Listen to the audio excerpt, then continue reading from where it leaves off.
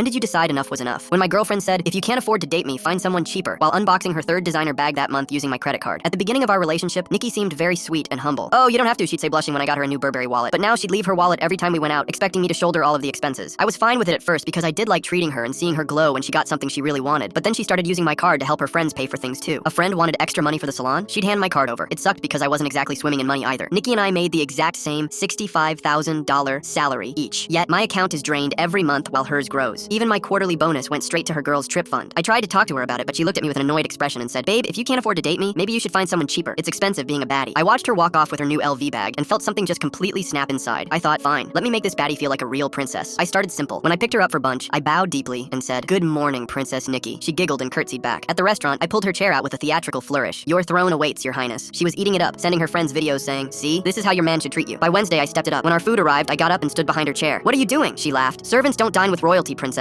She rolled her eyes but kept eating while I stood there like a guard. At the mall, I insisted on walking 3 steps behind her. Babe, come on, walk next to me. But I stayed back, hands clasped behind me. She was clearly getting annoyed but couldn't really complain without admitting she didn't want princess treatment anymore. Friday was honestly my favorite scheme. When we got to her favorite sushi place, I made her wait by the car while I rolled out 3 feet of bright red fabric out to the entrance. People literally stopped walking to watch. Is someone famous here? A teenager asked her mom. I rolled it out again from the entrance to our table. Everyone in the restaurant stared and whispered. Nikki's face burned bright red. This is too much, she whispered. Nothing is too much for Princess Nikki, I announced. By the time I'd rolled that carpet out at Nordstrom, Starbucks, and her nail salon, everyone in town knew about Princess Nikki and her devoted servant. The following week, Nikki had her company's biggest client dinner. She'd been stressed about it for days. Please, I'm begging you, just be normal for this one dinner, she said that morning. My promotion literally depends on this going well. Promise me you'll just be my normal boyfriend. I looked her in the eyes and promised. She hugged me with relief. That evening, I waited until everyone was already seated before walking in 20 minutes late, wearing the full footman outfit I'd ordered. The one with the tails, white gloves, ugly buckled shoes, and ridiculous powdered wig. The entire restaurant turned to look. I spotted their table in the private dining room and made my entrance. Rolled out the red carpet to Nikki's chair, while her CEO, the client, and 6 of her colleagues watched in complete silence. Then I pulled out a small decorative whip I'd bought at a costume shop and presented it to her with both hands. My deepest apologies for my tardiness, Your Highness. This servant deserves punishment. Please discipline me as you see fit. I dropped to one knee, head bowed. The client's mouth was literally hanging open. Nikki's boss set down his wine glass very slowly. Is this some kind of performance? He asked. Nikki laughed. Haha, yes. This is an actor I hired for tonight. I got up proudly and looked at her CEO. No, 'tis I, her man, servant to Her Highness Princess Nikki. Nikki downed her glass of wine quickly and was ready to excuse herself when the check came. No! I yelled as her CEO reached for it. Princess Nikki has taught me that only real men can afford to treat their women properly. Though we make the same salary, she requires this tribute. I slapped my credit card down with a flourish. Her boss pulled his hand back, staring at Nikki. You want to tell us more about being a real man? Nikki stood up and grabbed my arm. Get out, right now, we're done. I yelled back after her. What about the debt you owe me? The client looked at her with a shocked expression and turned to the CEO. I'm sorry, but we need a partner that's more stable. Nikki nearly fainted. I texted her my Venmo that night with a total $8,000. She blocked me. Fine. Small claims court it was. The judge looked at our identical pay stubs, looked at my receipts, and awarded me $4,100. Nikki had to sell all her designer bags to pay me back. The client dinner also blocked her promotion and had her demoted at work. Last I heard, Nikki's still posting about how she can't find a real man anymore.